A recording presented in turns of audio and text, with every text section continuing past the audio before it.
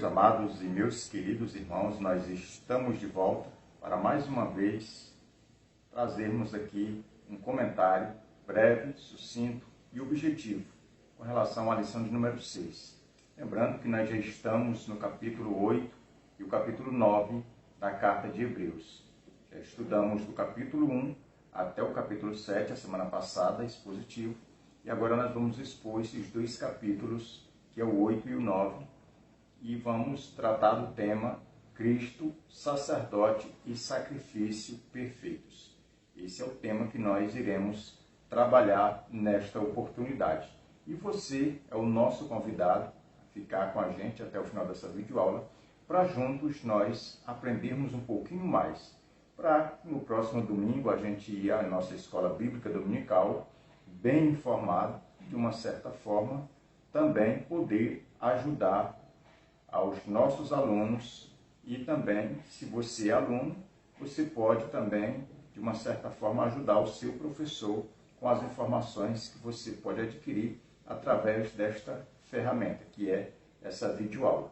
Então, a lição de hoje, com base nesses dois capítulos do livro de Hebreus, nós vamos estudar e nós vamos perceber que o capítulo 8, ele vai iniciar fazendo um contraste entre a antiga lei e a nova lei, o antigo concerto e o novo concerto. O testamento, que de uma certa forma foi envelhecendo porque era temporário, e o novo testamento. E já o capítulo 9 nós vamos ver algumas características de Cristo como sacerdote, como sacrifício, e ao mesmo tempo a gente vai ver que tudo isso demonstra que Cristo ele foi perfeito em todos os seus aspectos. Nesta lição também a gente vai aprender acerca do tabernáculo que Moisés instituiu lá no deserto, como sendo o mediador entre a primeira lei, o primeiro concerto, o mediador era Moisés. Moisés foi o responsável para promulgar a lei, ele recebeu em pedras. E já a gente tem que observar a profecia de Jeremias no capítulo 31, onde o Senhor usa o profeta para dizer que aquele concerto que foi instituído por Moisés, ele tinha prazo de validade. Ele tinha, vamos dizer que, um tempo para ser cumprido. E já estava chegando no fim. E nesse segundo, vamos dizer que testamento, ou pacto, ou concerto de Deus, ele ia ser mais sublime, ele ia ser, vamos dizer que de uma certa forma, mais avançado do que o primeiro. Porque o primeiro, a lei ela foi escrita em pedras. O segundo ia ser escrito na mente e no coração daqueles que fizessem parte. Porque o primeiro concerto, a gente precisa destacar, ele foi um concerto bem específico, que era específico para aquela nação, para aquele grupo, para aquela geração ali que era do povo hebreu. Só era para aquela nação, não tinha como adicionar outra nação, a não ser aquela nação. Então a gente vai ver que esse segundo concerto, ele é, de uma certa forma, católico, ele é universal, para todas as pessoas. Então a gente vai ver que a excelência desse segundo concerto, ele vai, de uma certa forma, ter espaço para todos. E é isso que a gente precisa destacar. E nessa lição a gente vai tratar dos detalhes, de todos esses, vamos dizer, de todos esses assuntos com relação ao antigo pacto e o novo pacto. A gente vai ver também que aqui o comentarista da nossa lição, ele vai tratar especificamente de algumas figuras do tabernáculo.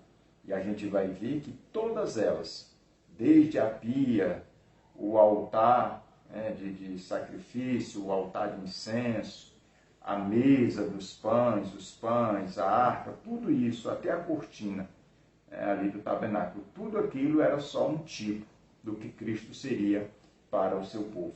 E a gente vai aprender com riqueza de detalhe no decorrer desse comentário. Então, eu quero iniciar esta aula com a seguinte indagação. Você já ouviu ou já viu um sacerdote se oferta, né, de sacrifício? Essa é uma pergunta que a gente vai procurar responder no decorrer dessa videoaula. O sacerdote, que ao mesmo tempo era aí uma oferta de sacrifício. E a gente vai ver que isso só é possível, né, na pessoa bendita de Jesus. Então, te convido a ficar comigo até o final dessa videoaula, para juntos nós estarmos aprendendo um pouquinho mais. Antes de iniciar com a nossa introdução, eu quero iniciar com os nossos objetivos, porque eu creio que os objetivos, ele é um dispositivo, uma ferramenta que deve ser trabalhada em sala de aula, para que quando chegue o final da aula, seu aluno ele tenha seguido, vamos dizer que essa linha de raciocínio, que é os objetivos, porque os objetivos aqui, eles são pedagógicos, né? Ele tem aqui o principal, vamos dizer que papel é de nos instruir, para que a gente não fique perdido na aula, na sala de aula e na explanação do conteúdo. Então, o primeiro objetivo é entender o serviço do ministro do santuário. O segundo é acerca do tabernáculo celestial. E o terceiro, nós vamos ver que nós somos convidados a elencar os privilégios da nova aliança. Então, esses são os objetivos que nós precisamos trabalhar em sala de aula. E, claro, sempre colocando diante dos nossos alunos o essencial, porque às vezes as pessoas elas entram na lição e às vezes, de uma certa forma, saem e não conseguem mais retornar de onde saiu. Então, a gente precisa sempre estar bem abalizado de acordo aqui com os objetivos. Agora nós vamos ao nosso textual, que se encontra no capítulo 9, e o versículo de número 28, que diz: assim também Cristo, tendo se oferecido uma vez para sempre, para tirar os pecados de muitos, aparecerá a segunda vez, sem pecado, aos que o aguardam para a salvação. Então, esse é o textual, a gente observa que é o último versículo aí do capítulo 9, onde a gente vai ver que o autor do livro de Hebreus, o versículo antecedente, que é o versículo de número 27 do capítulo 9, ele vai dizer que aos homens está ordenado morrerem uma só vez e depois disso segue-se o juízo. E aqui o versículo 28 vai dizer que Cristo, ele foi oferecido uma vez para sempre. E aqui no textual, nessa parte a gente precisa fazer um destaque, que quando Cristo ele é oferecido como uma oferta agradável a Deus, para religar a humanidade a Deus, que tinha sido desligada lá no Jardim do Éden, quando Adão pecou, a gente precisa destacar que esse oferecimento dessa oferta, que é Cristo, ele foi feito uma vez, para todo sempre. Não vai mais acontecer esse fato. Então, quando Cristo ele é oferecido como oferta e aceita diante de Deus, ele perdoou os pecados da humanidade, tanto do passado, do presente, como do futuro. Ou seja, o sacrifício de Cristo ele é suficiente para perdoar todos os pecados de todos os tempos da humanidade.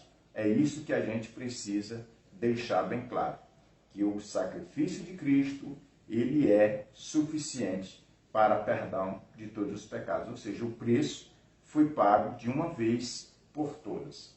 Então, quando esse pagamento ele é efetuado por Cristo a Deus, a gente precisa entender que agora a humanidade ela tem a possibilidade de estar ligada a Deus outra vez.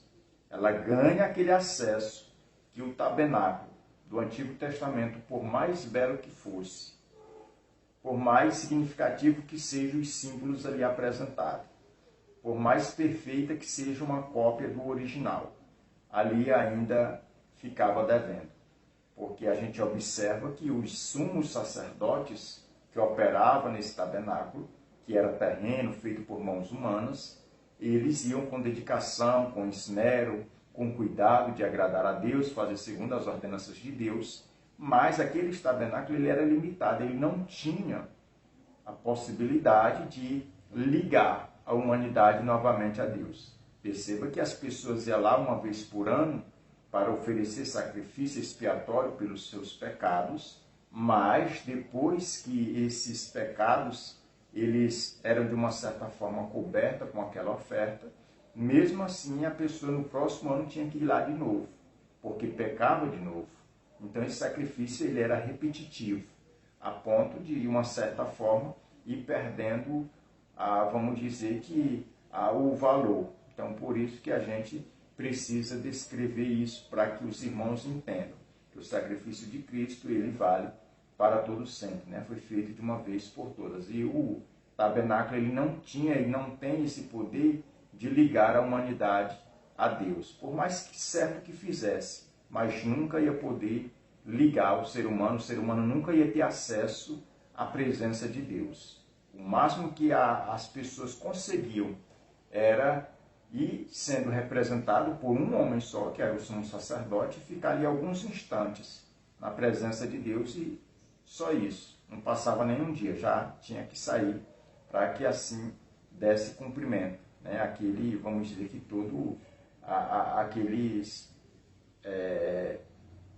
vamos dizer que de uma certa forma acabava neutralizando ou engessando, né?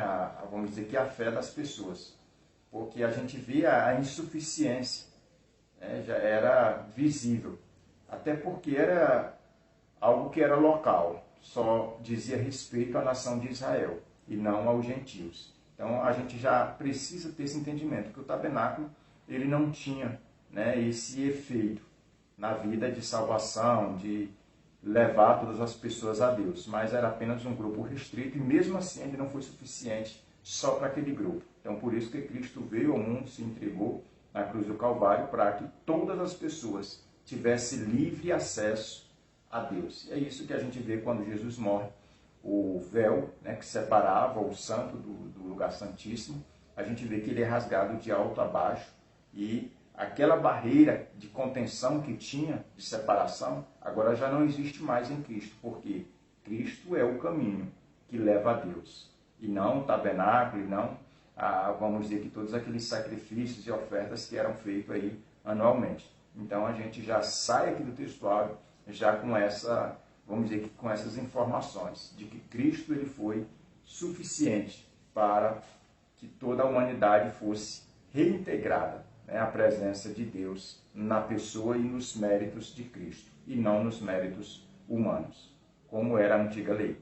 A nossa verdade prática, ela diz, Cristo é ao mesmo tempo nosso sacerdote compassivo e sacrifício definitivo pela remissão dos nossos pecados. É aqui que a gente destaca nessa verdade prática que Cristo ele aparece aqui tanto como um sacerdote, como também como um cordeiro, né, de Deus. Cordeiro aí que vai tirar, extirpar o pecado. E perceba que Cristo aqui, como sendo esse cordeiro de Deus, ele não vai só encobrir os pecados, ele vai extirpar, ele vai apagar, ele vai aniquilar todos os pecados da humanidade. Então já não vai mais existir pecado que o sangue desse cordeiro não venha cobrir, ou até mesmo extirpar, apagar. Então é isso que a gente precisa deixar bem claro, que o sangue de Jesus, ele apagou todos os pecados da humanidade, no tempo passado, presente e no futuro. Porque aqueles que no Antigo Testamento estavam debaixo do antigo concerto, dormiram com essa esperança, eles tiveram também os seus pecados aí apagados no sacrifício de Jesus. Vamos agora à nossa introdução. Nossa introdução, ela inicia dizendo que o escritor de Hebreus, ele nos convida a entrar no tabernáculo, para que possamos compreender a superioridade da nova aliança, comparada com a antiga aliança. E aqui nessa introdução, a gente precisa destacar algumas palavras, e palavras essas que a gente tem que chamar a atenção na hora da nossa ministração na sala de aula. E a primeira palavra que vai se destacar aqui é acerca da superioridade.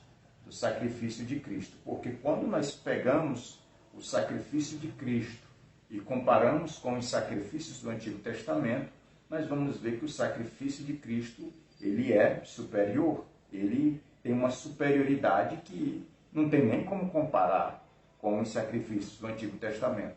A outra palavra ainda em destaque, ou em ênfase aqui na introdução, é a excelência.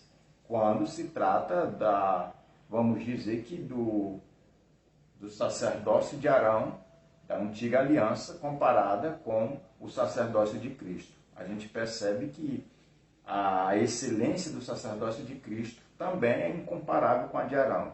Porque se você olhar para a vida do sumo sacerdote da antiga lei, que era Arão, você vai entender que Arão ele era humano, ele carregava os seus próprios pecados sobre os seus ombros, ele já tinha sido concebido em pecado, e você vai ver que Cristo ele não foi concebido em pecado, Cristo não tinha nenhum pecado. Você percebe que Arão ele tinha falhas, ele tinha erros, e Jesus não vai ter esses erros que Arão tinha. Então você vê a excelência do sacerdócio de Cristo sendo, sobremodo, muito grande comparada, ou, na verdade, ao sacerdócio de Arão. Então é isso que a gente precisa destacar, essa palavra, que o sacerdócio de Cristo, ele é, sobremodo, excelente, né? Quando se trata do sacerdócio da antiga aliança. Lembrando que a gente precisa dessa pincelada, que Cristo ele é o sumo sacerdote, não pela ordem levítica, mas pela ordem de Melquisedeque, que foi o que a gente comentou na semana passada. A outra palavra que eu ainda quero fazer destaque aqui na nossa introdução é a palavra eternidade. Porque quando nós usamos a palavra eternidade, aqui na última parte da introdução, a gente precisa destacar que é comparando a questão do tabernáculo da primeira aliança, que foi feito por Moisés, porque a gente vai entender aqui na lição que Moisés passou 40 dias, né, conversando com Deus ali, onde Deus estava dando as instruções e mostrando. É como se estivesse passando um telão diante ali de Moisés, e Moisés tivesse, né, a possibilidade de ver com seus olhos o verdadeiro tabernáculo celestial. E ali ele vai trazer aquela cópia e vai ser fiel àquilo que ele viu, àquilo que ele ouviu de Deus, e passa para as pessoas ali fazerem uma réplica, fazer uma, vamos dizer que uma cópia idêntica, mas terrena. Então a gente vai ver que o tabernáculo de Moisés, por mais perfeito que ele fosse, ele ainda ia continuar sendo terreno. A representatividade dele ainda ia continuar sendo humana. E quando é comparado com vamos dizer que o tabernáculo celestial, a gente vai ver que o de Moisés ele é temporal, passageiro, é efêmero. Já o celestial, ele é eterno, ele não tem começo nem tem fim. Então a gente vai ver que Cristo, ele já está operando, já está trabalhando nesse tabernáculo celestial. É tão verdade que João, quando ele vai ter a revelação do Apocalipse, ele vai ver, né, Jesus andando no meio dos castiçais de ouro. Então, Jesus já estava operando no tabernáculo aí celestial. Então, a gente precisa deixar isso bem claro, fazer, diante da nossa classe, esse contraste entre um tabernáculo terreno e o tabernáculo celestial. O primeiro ponto da nossa lição fala sobre o sacerdote. E o primeiro tópico, nós vamos ver que vai tratar sobre o sacerdote celestial. É aqui nesse tópico onde a gente vai ver que o sacerdote celestial é representado aqui por Jesus. Jesus, ele é o nosso sacerdote celestial. Então a gente precisa voltar um pouquinho para aquele contraste aonde o sacerdócio de Arão aparece. A gente vai ver que o sacerdócio de Arão ele é terreno, ele é ao mesmo tempo temporário. Já o de Cristo é o nosso sacerdócio celestial. Ele é um sacerdócio que a gente precisa destacar, que ele não sofre, vamos dizer que nenhuma, dúvida ou é tendente a, vamos dizer, ele não tem nenhuma tendência a ser de uma certa forma confundido com algo passageiro, ou algo que demonstre ali algum tipo de corrupção, como aconteceu na primeira aliança, quando os filhos de Arão ali falharam, como os sacerdotes, eles apresentaram um fogo diferente e ali eles foram mortos, eles foram fulminados diante da presença do Senhor. E ainda no primeiro, ali, tabernáculo, a gente vê que todos os dias as pessoas tinham que ir acender fogo, os sacerdotes ali no lugar santo, porque o altar de ouro, ele sempre tinha que permanecer com fogo. Então a gente vê que Cristo, como sendo o sacerdote celestial, quando comparado com o sacerdócio aqui terreno, a gente vê que o sacerdócio celestial ele é, de uma certa forma, destacado. De uma certa forma também incomparável, porque não tem nem como comparar. Porque o sacerdote de Cristo ele opera em uma região celestial. Já o que foi feito por Moisés era em uma esfera terrena. Então, quando a gente fala que Cristo ele é o nosso sacerdote celestial, nós estamos dizendo que ele não está em um corpo como o nosso, um corpo material, mas é um corpo espiritual. Então, Jesus ele está à destra de Deus, operando como nosso sacerdote aí celestial, nas regiões celestiais. É isso que a gente precisa deixar bem claro. Segundo tópico, mediador de uma melhor aliança. Aqui a gente vai ver nesse tópico que Jesus ele vai aparecer, assim como ele aparece aqui no primeiro tópico, sendo um sacerdote celestial, ele vai aparecer aqui como um grande mediador. E nesse tópico a gente vai ver que o apóstolo Paulo ele vai apresentar Jesus como sendo o único mediador. Não como um mediador, mas como o mediador. Você percebe que é singular. Cristo ele é singular, ele é o único mediador nessa esfera, entre o céu e a terra, entre o humano e Deus, entre o Criador e a criatura. Só há esse caminho. Aquele caminho que o tabernáculo de Moisés não podia liberar ou ter acesso, que era a presença de Deus para todas as pessoas, Jesus o faz. Então Jesus ele é esse mediador. Então se há um caminho, se há uma porta para o homem se chegar a Deus, é Jesus. Então Jesus, ele de uma certa forma, ele é ilimitado quando comparado com a antiga aliança. Ele é de uma certa forma, esse conceito ele é celestial, porque é operado nessa esfera espiritual. Já o de Moisés, o primeiro concerto, ele era terreno, foi feito por mãos humanas ali, foi desenvolvido com as atividades humanas. Tanto as cortinas como todas as obras ali foram feitas aí por homens. Já esse segundo foi feito pelo próprio Deus. A gente precisa também destacar que o primeiro concerto, ele era também particular. Ele foi apenas a uma nação. Já o segundo, ele é universal, ele é para todas as pessoas, todos aqueles que creem. Por isso que Jesus disse que o evangelho tem que ser pregado a todos. Segundo característica que eu ainda posso destacar, além das que estão na revista aqui, é que o primeiro concerto ele é exclusivo para uma nação, para a nação de Israel. Já o segundo concerto ele é inclusivo, é para todas as nações, para todas as tribos, para todos os dialetos, para todas as pessoas, para toda a humanidade.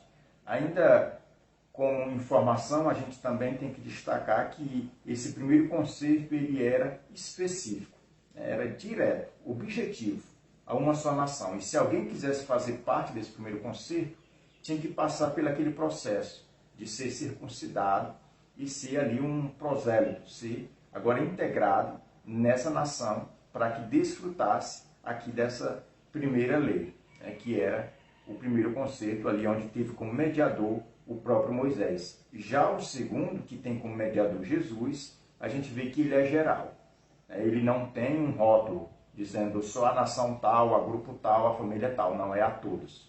Todas as pessoas, todas as famílias da terra seriam abençoadas nesse segundo pacto, que é a segunda aliança. E por último, a gente ainda precisa destacar que além desse primeiro concerto ele ser particular, ser exclusivo, ser específico, ele era também seletivo no que tange a questão do gênero.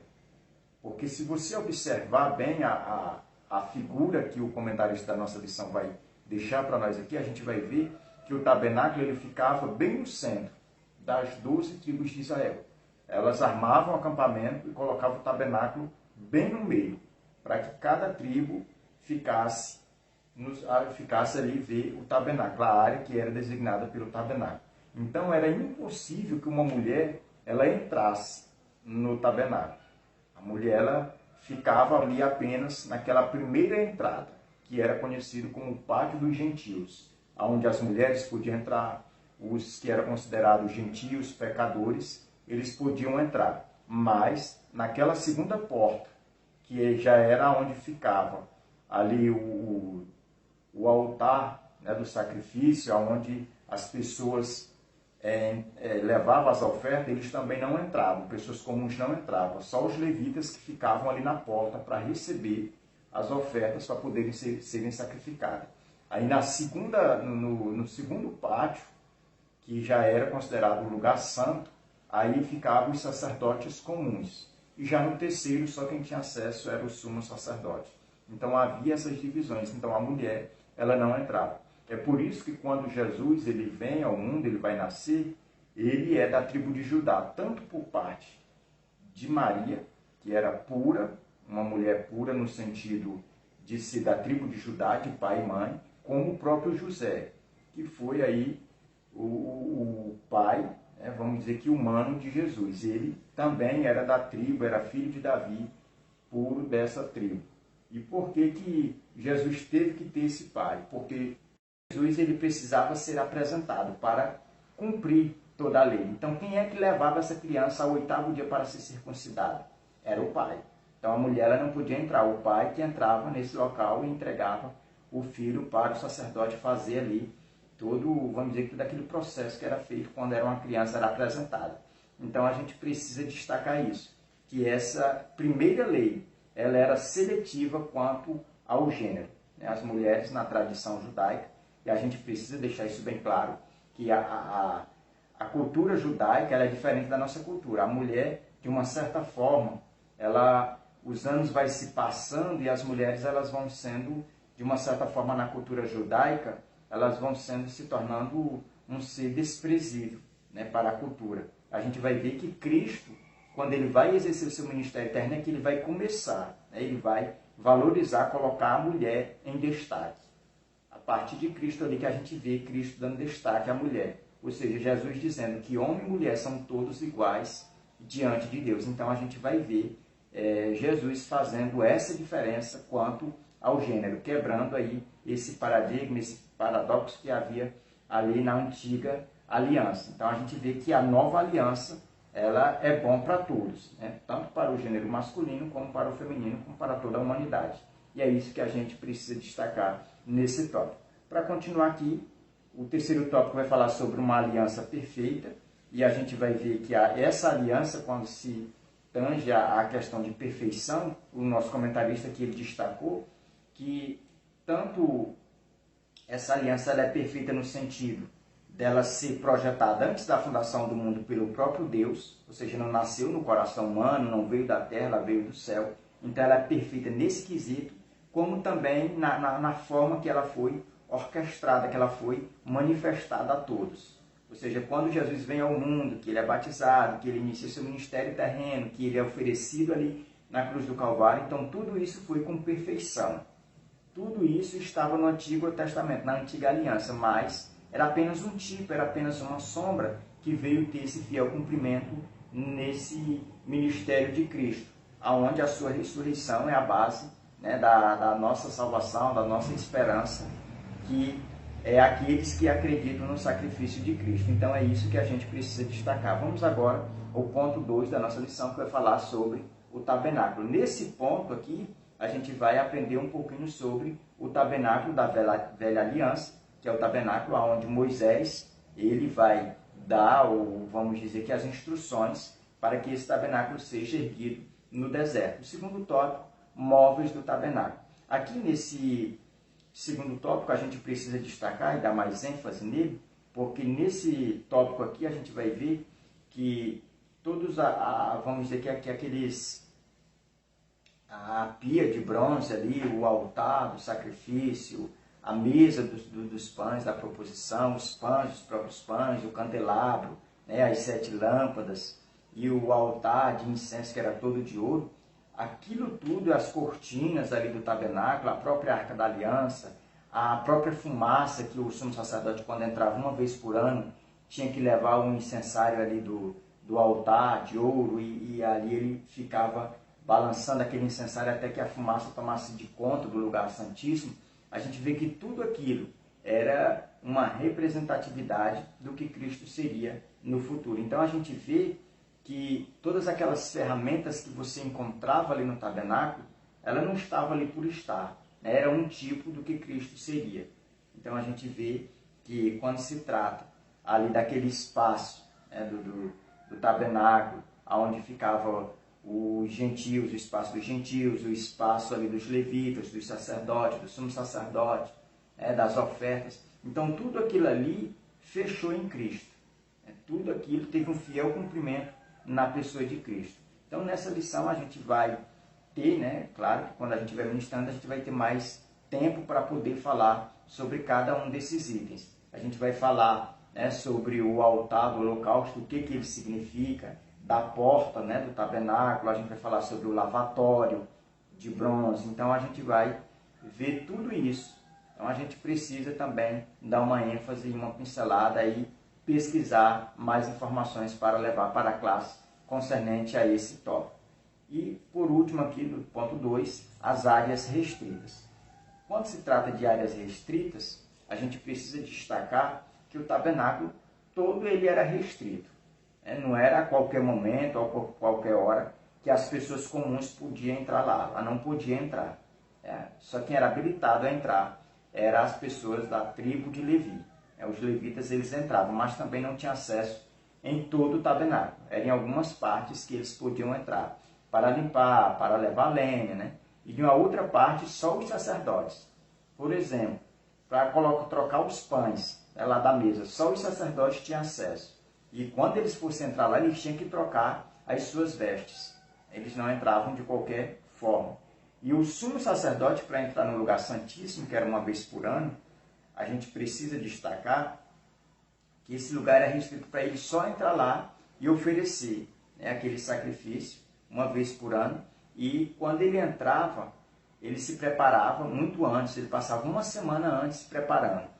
Ou seja, uma semana ele saía de casa e ia dormir já no tabernáculo, para se preparar para não correr dele pecar, né, na sua casa e de uma certa forma perder a vida. Então a gente precisa destacar isso, que as áreas do tabernáculo em primeiro lugar, ela era restrita para o público geral. Depois, de acordo com as normas que foram estabelecidas para a tribo de Levi, algumas pessoas tinham, vamos dizer que liberdade de entrar em algumas áreas ali que era restrita. Como a área do sumo sacerdote, só o sumo sacerdote podia entrar, e não é quando ele queria, era uma vez por ano. Então a gente tem que deixar isso também claro. Terceiro ponto da nossa lição, as liturgias e sacrifícios. Nesse ponto a gente vai aprender sobre a lei dos ritos e sacrifícios. É onde a gente vai ver que vai ter ali sacrifícios, né, pelo pecado, sacrifícios ali por, vamos dizer que ofertas pacíficas. A gente vai ver que algumas pessoas vão ter que entender que para entrar na nação de Israel, eles precisam ir se apresentar ao sacerdote, e ali ser circuncidado, e além disso levar uma oferta. Então a gente vai ver que os ritos e os sacrifícios do Antigo Testamento, todos esses apontam para a nova aliança.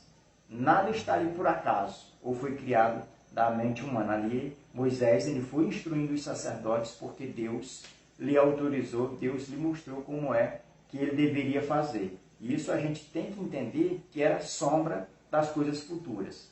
Em Cristo tudo isso ia ser completo. Então por isso que essa antiga aliança, esse antigo pacto, ele foi abolido em Cristo. Ou seja, Cristo cumpriu e já não precisa mais acontecer. E era isso que o autor do livro aos Hebreus estava ensinando os seus leitores, de que se eles estivessem em Cristo, eles não eram para voltar mais a fazer essas coisas, porque elas já não tinham mais nenhuma valia, ou seja, já seria obras mortas. É isso que a gente precisa também deixar bem claro.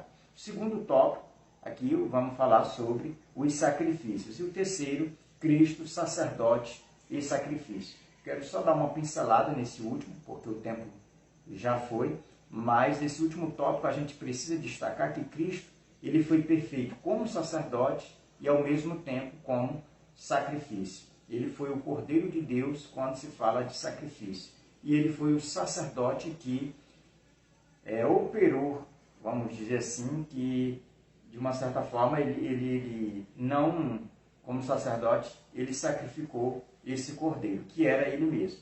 Eu sei que às vezes pode as pessoas até fazer um embaraço, mas na verdade aqui o texto está muito claro, né, com relação a isso. E Cristo, ao mesmo tempo que ele era sumo sacerdote, que tinha, né, as credenciais para operar aquele sacrifício na ordem de Melquisedeque, ele também se torna, né, o sacrifício, ele também é o Cordeiro de Deus que vai, através do seu sangue, extirpar todo o pecado da humanidade.